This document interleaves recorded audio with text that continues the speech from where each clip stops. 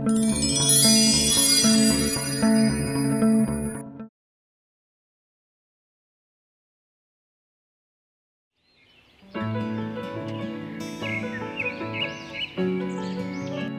গরম, আর কাজ করতে পারছি না।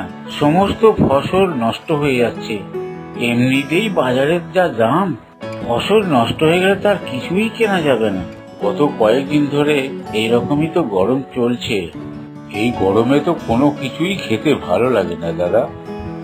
কি যে খাবো কিছুই বুঝতে পারি না। যাই খাই যেন অম্বল হয়ে যাচ্ছে। একদম ঠিকই বলেছিস তুই। এইভাবে চলতে থাকলে তো সবাই অসুস্থ হয়ে পড়বে রে।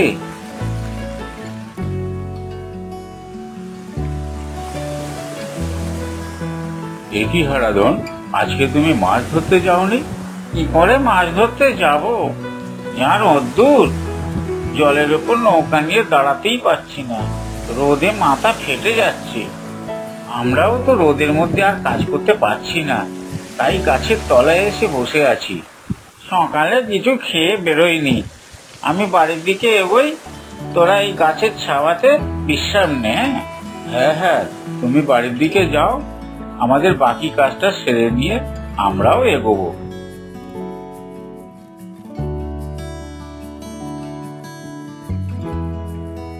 বৌমা, ও বৌমা, তোমার রান্না হলো?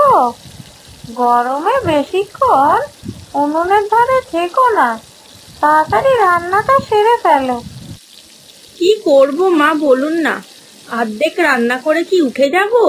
পুরোটাই তো কমপ্লিট করতে হবে। এই গরমে উনুনের ধারে বসে রান্না করতে কি আমারও ভালো লাগে? রান্না শেষ হলে ওই কাপালির পুকুর থেকে চান করে এসো। ওই পুকুরের জল খুব ঠান্ডা, দেখবে তোমার খুব আরাম হবে। হ্যাঁ, সবাই তো ওই পুকুরের জলেই স্নান করতে যায়, জায়গাই পাওয়া যায় না স্নান করার। কি রান্না করছো বৌমা? কি আর রান্না করবো মা, এই ঝোল রান্না করছি, আর মাছ ভাজা, আর ভাত। ঠিকই করেছো বৌমা, এই গরমে ঝোল আর মাছ ভাজা দিয়ে খেতে খুবই ভালো লাগে। রিয়া দিদিভাই এখনো আসেনি বৌমা? রিয়া দিদিভাই এলে তো একটু ওর সঙ্গে গিয়ে চান করে আসতে পারি। না না, রিয়া তো এখনো আসেইনি। ওই তো রিয়া দিদিভাই এসে গেছে।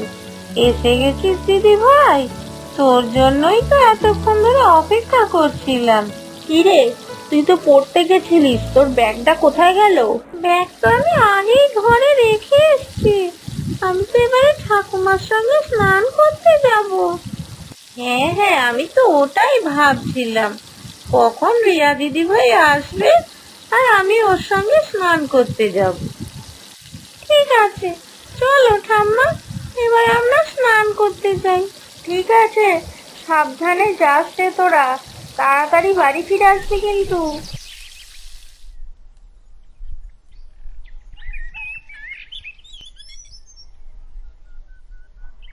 কি গো জমা, দুপুরে রান্নাটা করনি? হ্যাঁ, আমি তো আগেই রান্না করে ফেলেছি। আজকে তুমি সকালে খেয়ে যাওনি, তাই তো তাড়াতাড়ি রান্না করে রেখেছি। কি গো, তোমাকে যে মিষ্টি আনতে বলেছিলাম, এনেছিলে? না গো, আজকে তো রোদ্দুরে মাছ ধরতে পারিনি, সেই জন্য আমি আনতেও পারিনি মিষ্টি। কালকে তোমাকে ঠিক এনে দেবো। আচ্ছা ঠিক আছে, কালকেই মিষ্টিটা এনে দিও তাহলে।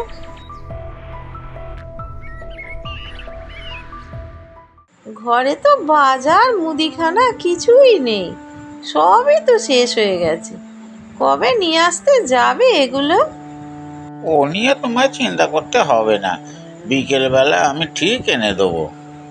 তুমি আজকে বাজার আনবে কি করে? তোমার তো আজকে মাছ বিক্রি হয়নি। ওই মদনের দোকান থেকে ধারে নিয়ে আসবো।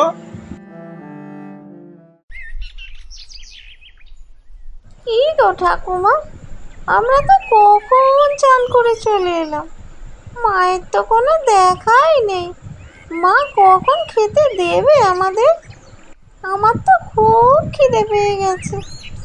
সারা দিন তোর মা উনুনের পাশে বসে বেচারা রান্না করেছে। দাঁড়া, একটু শান্তিতে স্নান সেরে আসুক, এসে আমাদের খেতে দেবে।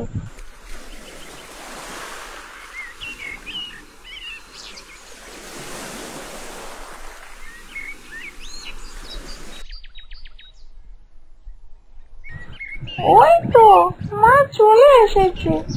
তোমার এত দেরি কেন হলো মা? ঘাটে পল্টুর মায়ের সাথে দেখা হয়েছিল রে মা, তাই দেরি হয়ে গেল। এদিকে তো আমার পেট খিদে জ্বলছে, তাড়াতাড়ি খেতে দাও মা।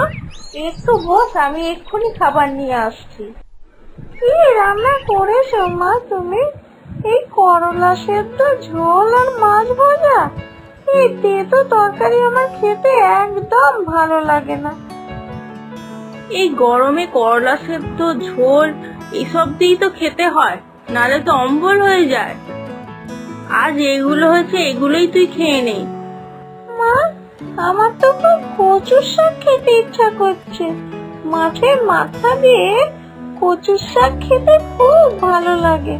আচ্ছা ঠিক আছে, পরে একদিন তোকে কচুর শাক রান্না করে দেবো মাছের মাথা দিয়ে।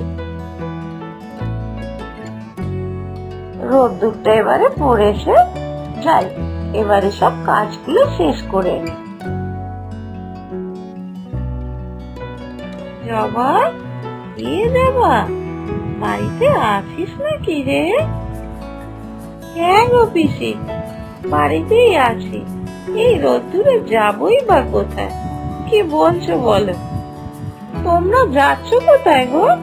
আমরা ও পাড়ায় যাচ্ছি গো কাকিমা, কচুর শাক তুলতে।